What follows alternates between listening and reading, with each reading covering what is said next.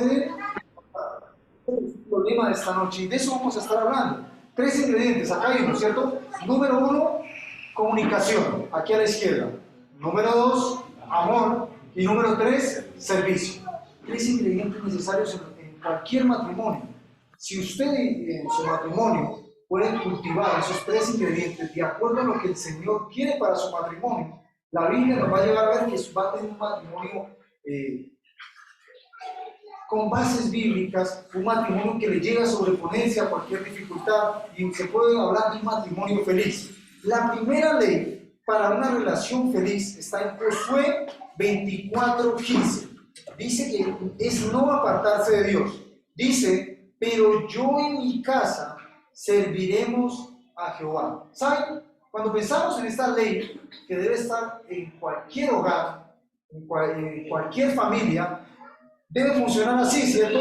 Este es un compromiso total de seguir a Dios, pase lo que pase. En el matrimonio no existe el hasta aquí llegamos, tal vez no continúe. La Biblia nos dice que en mi casa y yo serviremos al Señor, ¿cierto? No importa la dificultad que se pueda presentar. Entonces, funciona así. Pensamos en un triángulo, ¿cierto? Vamos a mirar hacia acá, un triángulo donde la parte principal del triángulo está Dios, ¿cierto? Al lado derecho puede ponerse a Él y al lado izquierdo está Él. Cuando usted mira un triángulo, pensamos en esto, un matrimonio tiene que ser así. Acá está la pareja, ¿cierto? El hombre, la mujer y acá está Dios. Entre las dos personas, ¿cierto? El hombre y la mujer se empiecen a acercar más a Dios, dice que vamos a estar más unidos, ¿cierto? Unidos en la relación y unidos en el hogar. Entonces, lo primero es que cuando más nos aproximamos a Dios, más nos acercamos el uno al otro, ¿cierto? Entonces, pensando en esto, vamos a hablar de algunos atributos del verdadero amor. Y pensando en 1 Corintios, tal vez vemos algunos atributos que tiene que tener todo creyente, pero pensando en esto, en los atributos que debe llevar cualquier matrimonio, 1 Corintios capítulo 13, nos da algunos atributos del amor verdadero. Versículos del 4 al 8, dice aquí: el amor es sufrido, el amor es benigno, el amor no tiene envidia, el amor no es jactancioso, no se envanece, no hace nada indebido, no busca lo suyo, no se irrita, no guarda rencor, no se goza de la injusticia, mas se goza de la verdad. Todo lo sufre, todo lo cree, todo lo espera, todo lo soporta. Y la parte A del versículo 8, el amor nunca deja de ser. ¿Saben? Cuando uno piensa en este versículo nos lleva a ver que en un matrimonio debe haber respeto, amistad, cariño, ¿cierto? Justicia y fidelidad.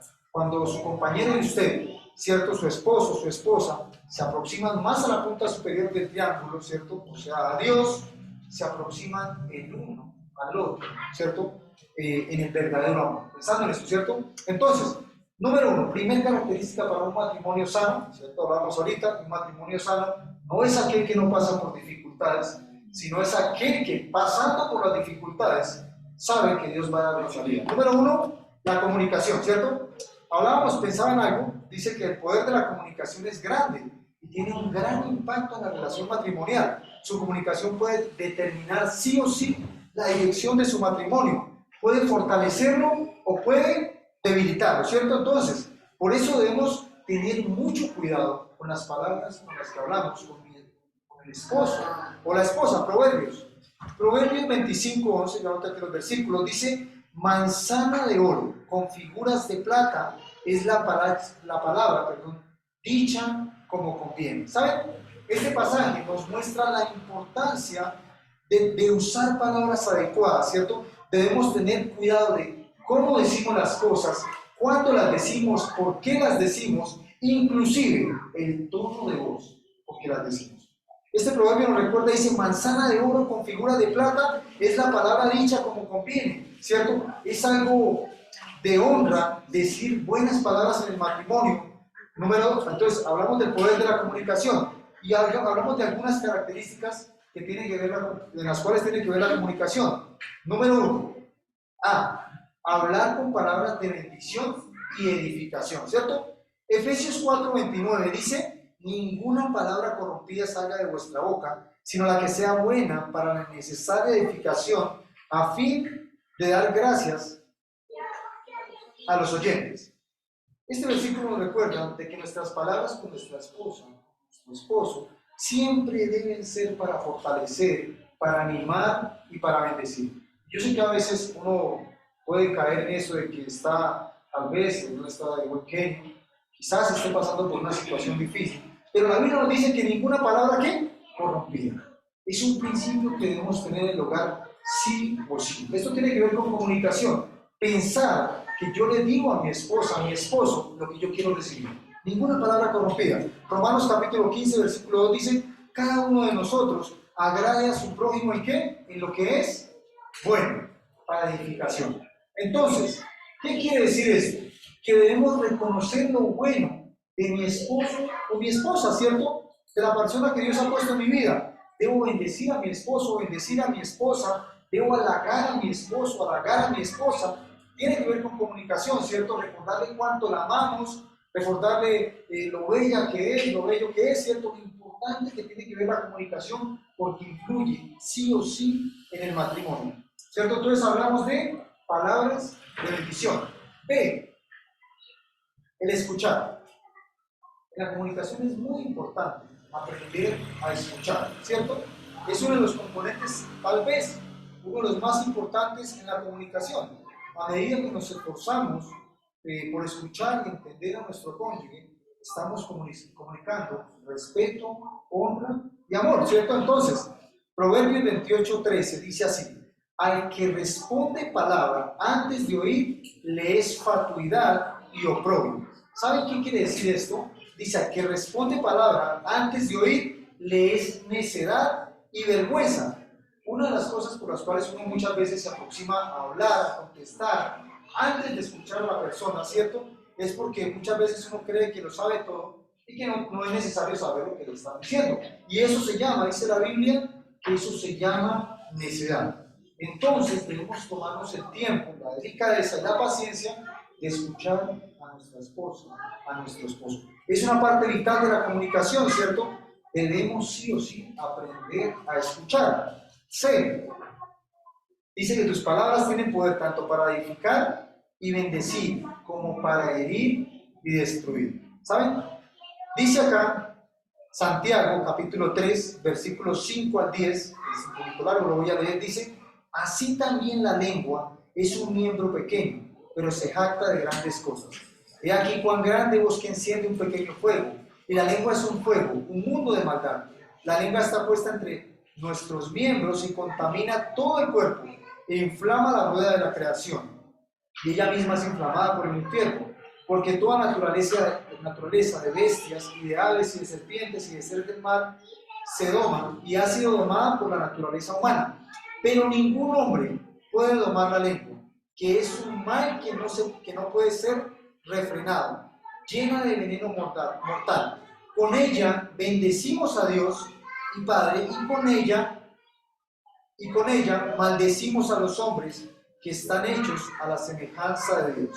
De una misma boca proceden bendición y maldición. Hermanos míos, esto no debe ser así.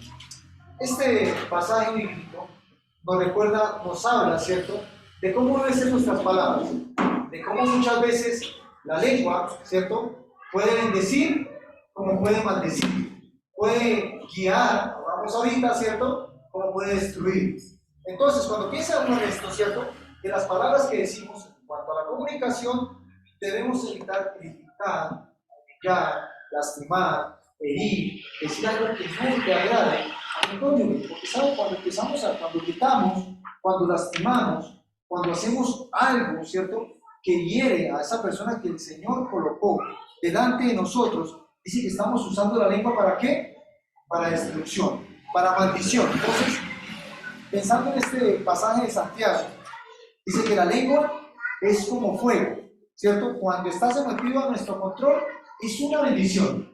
¿Cuánta bendición hay en un esposo, en una esposa que usa ese miembro dado por Dios para bendecir, para reconocer en su esposo, en su esposa, lo buena que es, el esfuerzo que hace, para exhortar con amor? Dice que cuando la lengua la usamos de esta manera, es de bendición, ¿cierto? Pero cuando se escapa de nuestro control, dice que es devastadora, que es una maldición. Entonces, en el hogar, la lengua, sí o sí, debe ser un medio de bendición, no de destrucción, ¿cierto? Entonces, pensamos en las palabras que decimos, cómo las decimos, cuándo las decimos, por qué las decimos. Recordemos que lo que decimos puede afectar algo bueno o en algo malo a mi esposo o a mi esposa.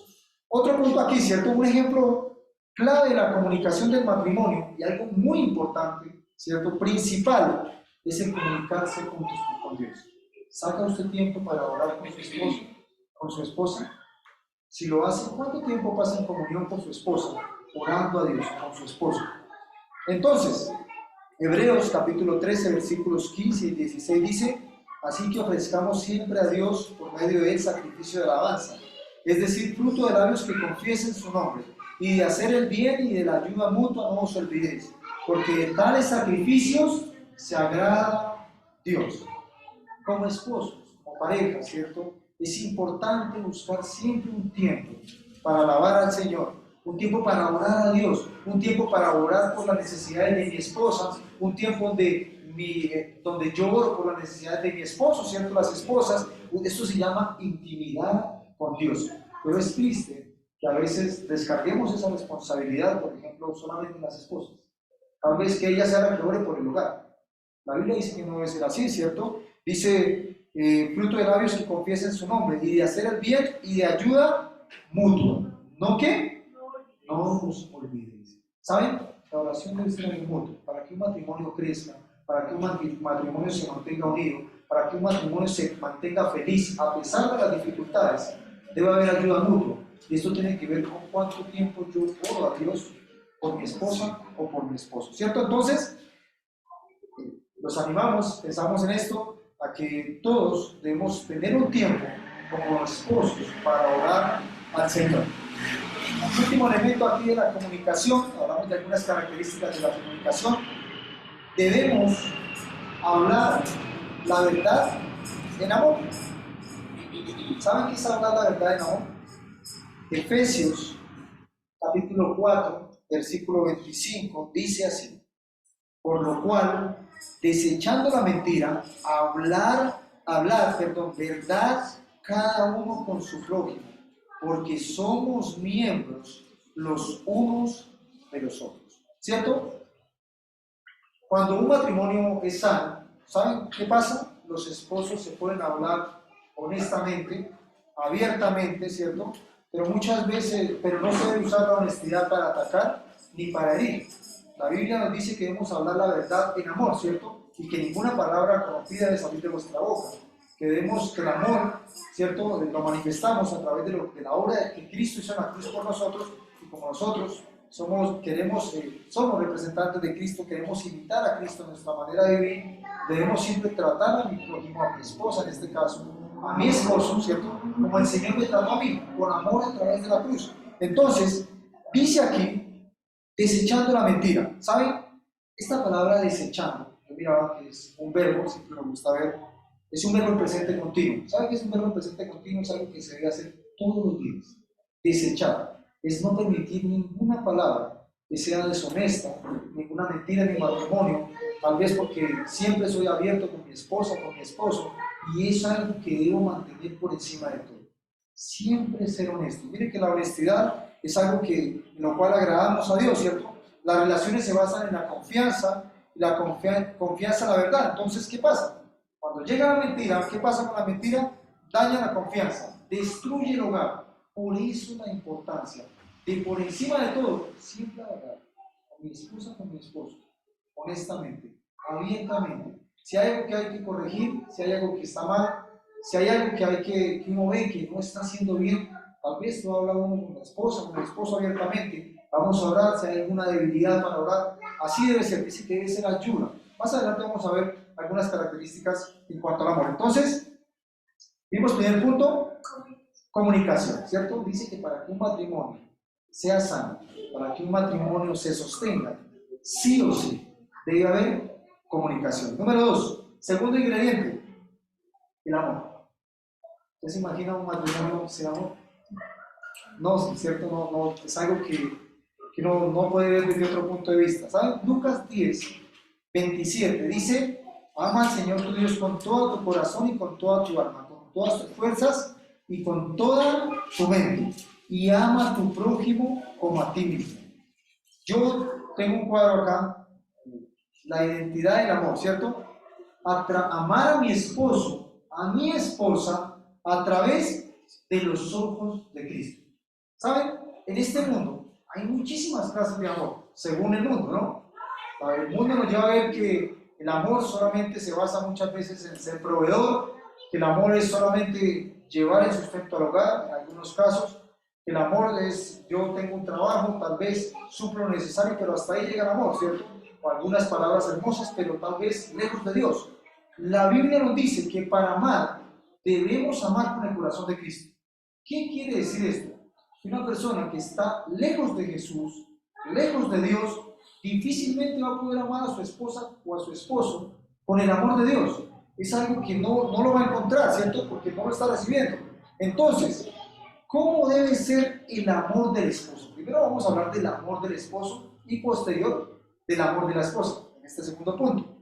Dice en el primer punto, en el tema del amor A, debe ser un amor sacrificial, un amor que lleve sacrificio. Pablo escribió en Efesios, capítulo 5, versículo 25, vamos a ir a Efesios, capítulo 5, versículo 25, vamos a estar un momentico ahí en el libro de Efesios.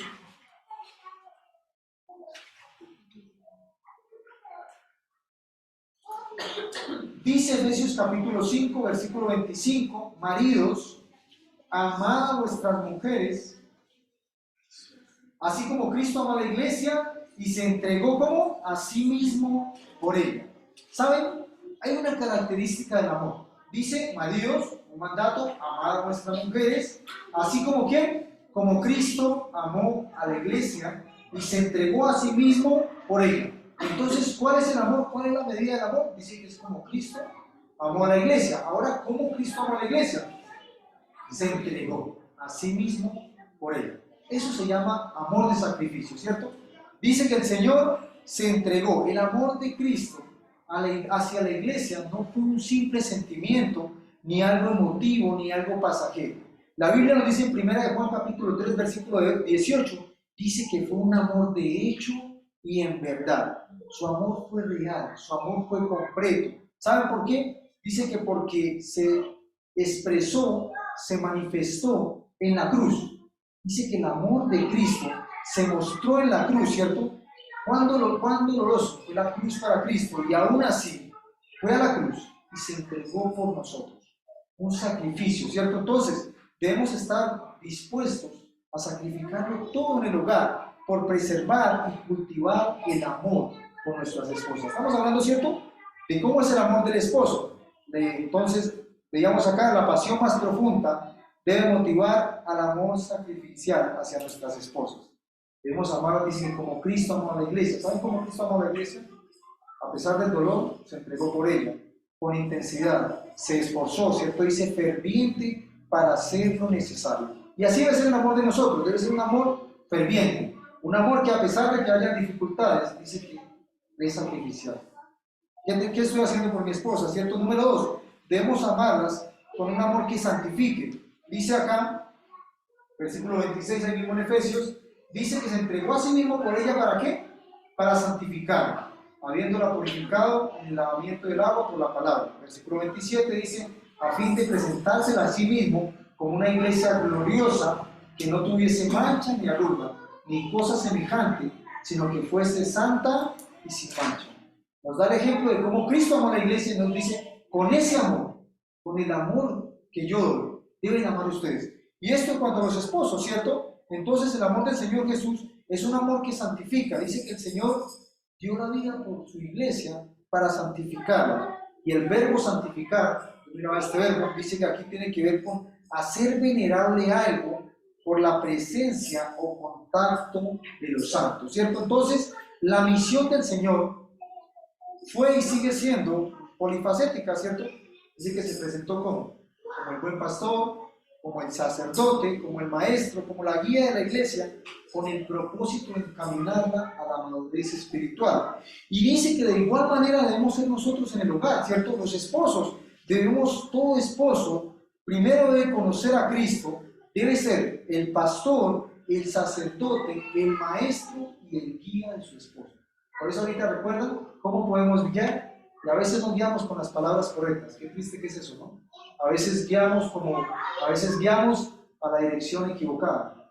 La Biblia nos dice cómo debe guiar el hombre a la mujer. Entonces el amor sacrificial es aquel que, yo pensaba en esto, ¿no? Como un escudo que la protege de todo lo malo, de la inmoralidad, de las mentiras, y entonces dice el Señor que así se mantiene puro. Así debe ser el amor del hombre, ¿cierto? Y último, acá en cuanto al amor del hombre, debemos amarlas con un amor proveedor. Dice aquí, versículos 28 y 29, así también los maridos deben amar a sus mujeres como a sus mismos cuerpos. El que ama a su mujer, a sí mismo se ama, porque nadie aborreció jamás a su propia carne, sino que la sustenta y la cuida, como también Cristo a la iglesia. Entonces, pensando en esto, es fácil de entenderlo, ¿cierto? Nosotros, usted jamás, es muy raro, ¿cierto? Hay personas que lo hacen, pero no es común ver una persona que coja su cuerpo y lo aparte, no lo alimente, ¿cierto? Lo ponga en un lugar ahí triste, de dolor, ¿cierto? Dice que como nosotros cuidamos a nuestro cuerpo, debemos cuidar a nuestras esposas. Así dice que es el amor que nos muestra cómo debemos proveer, ¿cierto? Entonces, pensando en esto, es nuestro deber proveer en el hogar. ¿Cómo? Físicamente, emocionalmente y espiritualmente. Este amor no es algo que debe llegar sin intención. Dice aquí que pensando en esto, es un amor que debe ser intencional, ¿cierto? Que yo como esposo debo hacer que pase. No puedo esperar a que ese tipo de amor se vea evidente en mi matrimonio. La responsabilidad que Dios me dio es hacer que ese amor suceda.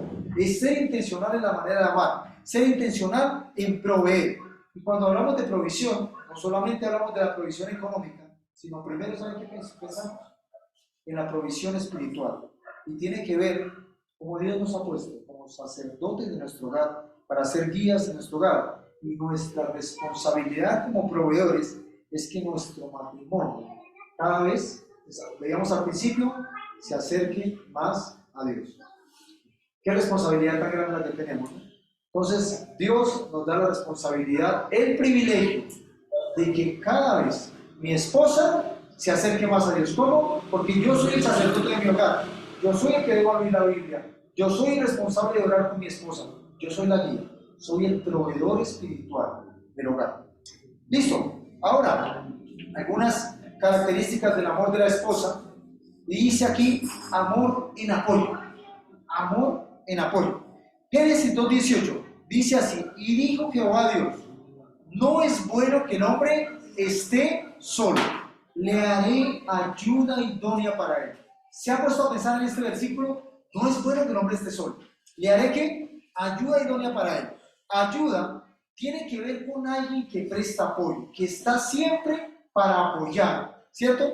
Entonces, dice ayuda idónea. Yo pensaba en esta palabra idónea y dice que tiene que ver con alguien que tiene un carácter piadoso, alguien que hace lo apropiado. Una de las responsabilidades, ¿cierto?, de la esposa en el hogar es ser ayuda, ¿cierto? Alguien que presta apoyo, idónea, alguien que hace lo apropiado. Qué bueno es cuando vemos el apoyo también de la mujer en todo, ¿cierto? Las decisiones importantes cuando están respaldando. Entonces, lo primero es amor en apoyo. Lo segundo, dice aquí amor en respeto. Efesios 5:33, estamos ahí en Efesios, capítulo 5, versículo 33, dice: por lo demás, cada uno de vosotros ame también a su mujer como a sí mismo. Y aquí, y la mujer respete a su marido, ¿cierto? Entonces, hablamos de respeto, es un amor del cual nunca se sale de control. Siempre hay límites, siempre se mantiene el respeto como un principio en el hogar, siempre debemos hacer que esto pase, respetar por encima de cualquier cosa. Primera de Pedro, capítulo 3, versículos 1 y 2, vamos a leerlo aquí. Primera de Pedro, capítulo 3, versículos 1 y 2, dice, hemos leído varios versículos el día de hoy, qué importante eso, ¿no? Dice, asimismo, vosotras mujeres, estad sujetas a vuestros maridos, para que también los que no creen a la palabra sean ganados sin palabra por la conducta de sus esposas. Dice aquí, considerando vuestra conducta casta y ¿qué? Y respetuosa. Acá un principio también para las mujeres, dice que amor y respeto, que mostrar siempre testimonio en el hogar, ser una mujer piadosa, una ayuda idónea, y pensar en un amor y respeto es aquel que desea hacerlo bien para agradar primero a Dios. Un amor y respeto es aquel que se esfuerza primero por agradar a Dios, mostrando así el amor a su esposo, ¿cierto? Porque si amamos a Dios, podemos dar del amor de Dios a nuestros esposos, ¿cierto? Entonces, 6.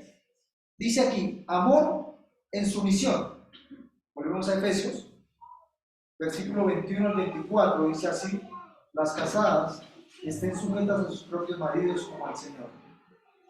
Perdón, versículo 21. Someteos los unos a los otros en el temor de Dios. Las casadas estén sujetas a sus propios maridos como al Señor, porque el marido es cabeza de la mujer, así como Cristo es cabeza de la iglesia, la cual es su cuerpo, y Él es su Salvador. Así que como la iglesia está sujeta a Cristo, así también las casadas lo estén a sus maridos. ¿En qué? En todo, ¿cierto? Hablamos de un amor en sumisión. Y sumisión, pensaba en esta palabra, ¿no? Sumisión no es la idea de que una mujer sea subordinada o sometida sin decir nada. Recordemos que la mujer es ayuda idónea, ¿cierto? Es aquella que está para apoyar, para también, para dar un consejo, para opinar, ¿cierto? Sumisión no tiene que ver con eso, sino que funciona de buena voluntad bajo el liderazgo del esposo. Eso tiene que ver la sumisión. La Biblia dice que las mujeres deben estar en sumisión, pensando en el liderazgo de su esposo. Es aquella mujer que está sujeta a su esposo en todo, dice la Biblia, a menos que el esposo le pida que ella peque. ¿Sabe por qué? Porque no podríamos honrar, ¿cierto? Si el esposo le dice que tal vez se preste para decir mentiras, quizás se preste para algo inmoral. Si no hay un problema de pecado, dice la Biblia que debe sujetarse al esposo. Hechos capítulo 5, versículo 29, dice que debemos obedecer a Dios primero, antes que a los hombres. Entonces, las mujeres deben estar sujetas a su esposo. Lo único que no hay sujeción es cuando hay algún camino de pecado. De resto, debe haber una sujeción. ¿En qué dice la palabra del Señor? En todo. Ayuda idónea. Segundo punto. Estamos hablando de 3 características para que un matrimonio sea sano, para que un matrimonio que se enfrente a dificultades pueda estar bien delante del Señor, pueda tener la guía de Dios.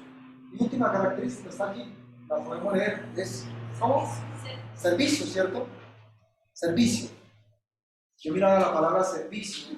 Servicio significa prestar ayuda o prestar asistencia.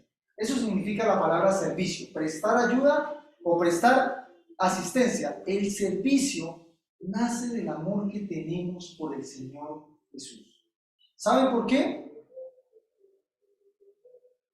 Porque cuando amamos al Señor, cuando vemos cómo el Señor sirvió, podemos transmitir el servicio a mi esposa o a mi esposo, ¿cierto? El servicio en el matrimonio tiene que ver con ayudarse el uno al otro. De ahí la palabra servicio. Cómo yo cada vez ayudo más a mi esposa, cómo yo cada vez ayudo más a mi esposo. Y cuando pensamos en ayudar, ¿en qué pensamos? Quizás en las dificultades, tal vez haya algo para arreglar en el matrimonio que se deba llevar en oración delante de Dios. Quizás mi matrimonio, mi hogar, hoy está pasando por alguna dificultad y yo no busco la posición para presionar, sino para servirlo, para ayudarlo, ¿cierto? Para prestarle asistencia. A eso le llamamos servicio. Es aquel que no se aprovecha de una situación negativa para sacar provecho, sino al contrario, aquel que ve alguna dificultad y piensa en ayudar. Y yo pensando en esto, vamos a ir a Juan. Lo hemos estudiado, Juan capítulo 13, pensando en el servicio, cómo debemos servir. Juan capítulo 13, versículos 4 y 5. Miren, les voy a compartir un minutico del contexto de este pasaje. Dice que el Señor Jesús iba con los discípulos para un lugar llamado el aposento alto, y días antes ellos peleaban por quién, o discutían quién debía ser el mayor. Y llega el Señor y dice, versículo 4, llegaron al lugar, al aposento alto, dice que se levantó de la cena, se quitó su manto y tomando una toalla se la ciñó, luego puso agua en un lebrillo y comenzó a lavar los pies de sus discípulos y a enjugarlos con la toalla con que estaban ceñidos. ¿Saben?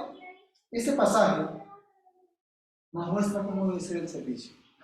El servicio debe ser que yo no pienso en cuánto me deben servir a mí, cuánto me deben ayudar a mí, ¿cierto? Cuánta asistencia me deben prestar a mí, sino cuánto yo le debo dar a mi esposo, a mi esposa. ¿Cuántos días me ha puesto para servir?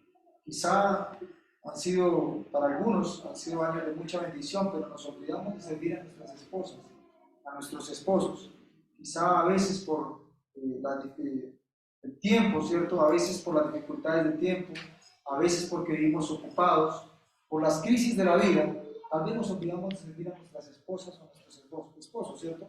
Pero la Biblia nos dice que el amor de servicio es aquel que sirve sin esperar nada a cambio, es aquel que no espera recompensa, y así debemos nosotros servir a nuestro cónyuge. El servicio no es una opción en el matrimonio, no es algo que tal vez yo deba hacer, quizá mañana lo hago, o voy a esperar primero si me sirve para servir. La Biblia dice que debemos ayudar en todo tiempo, que es bueno, ¿cierto? Entonces, debe ser una realidad constante en la vida del creyente para que éste sea de testimonio a su cónyuge. Entonces no podemos darnos el privilegio de dejar de servir a nuestro cónyuge, porque es allí donde nosotros le mostramos el amor que Dios quiere revelar a través de nosotros. ¿Saben qué bueno pensar en el servicio?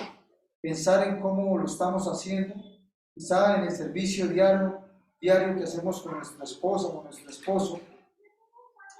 Un cónyuge que no sirve a su pareja dice que está condenado a frustración y fracaso. La Biblia nos ha puesto en el matrimonio con el propósito de servir, con el propósito de ser guías, con el propósito de ayudar, con el propósito de asistir en aquellas necesidades de esposo o esposa. Cuando hablamos de ejemplos de servicio, hablamos de ver el Señor.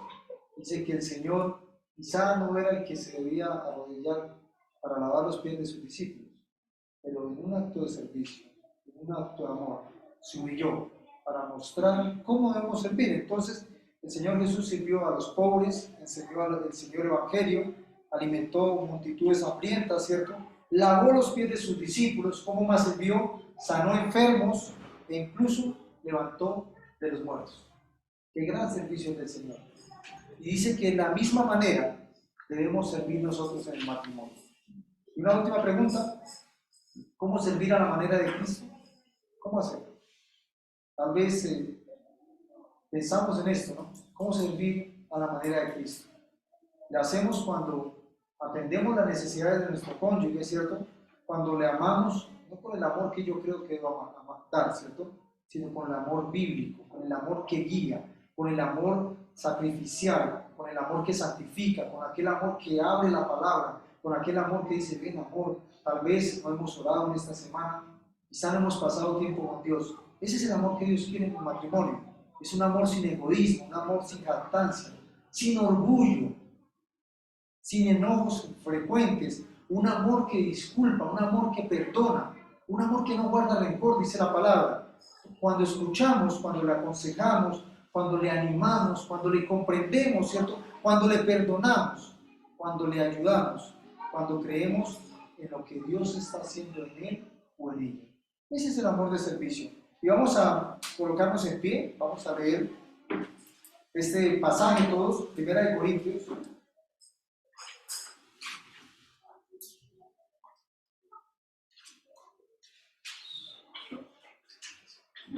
Capítulo 13, perdón, los versículos que iniciamos.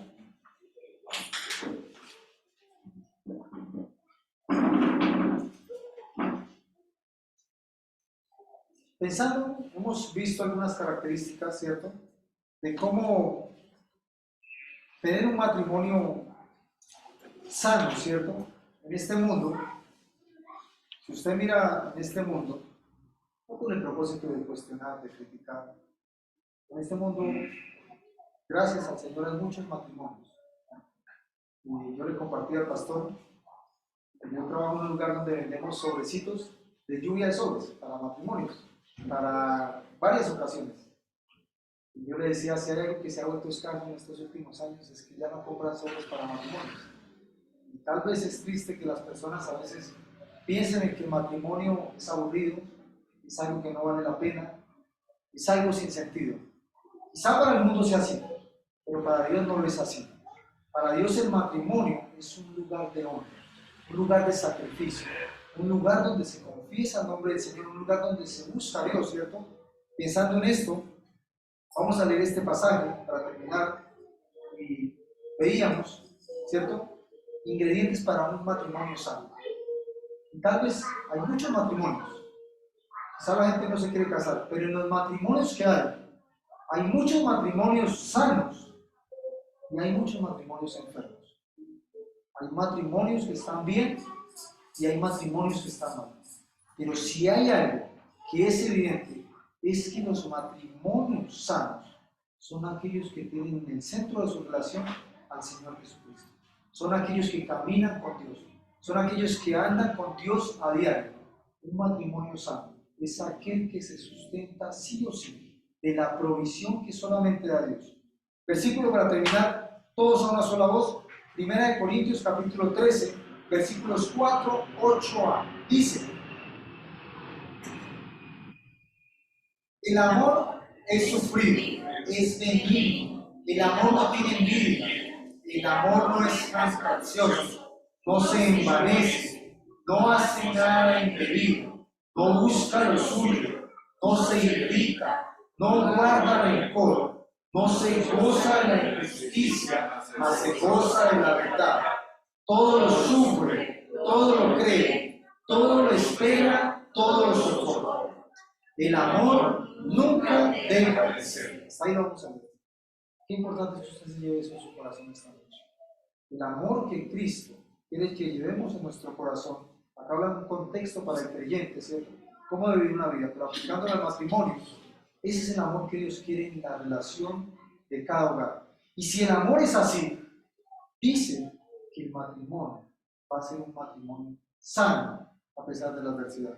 Piensen en eso en esta noche para terminar. Servir en amor, ¿cierto? Servir sin esperar nada a cambio. Servir sin gozo, con paciencia, con bondad, con la mejor excelencia y sin quejarse. Qué bueno servir de esa manera. Así lo hizo el Señor. Así pasó el Señor por la cruz. De esta manera. Y no espera lo mínimo de sus hijos. Vamos a orar, a dar gracias al Señor por este tiempo y terminamos ahí. Señor, gracias damos por esta noche.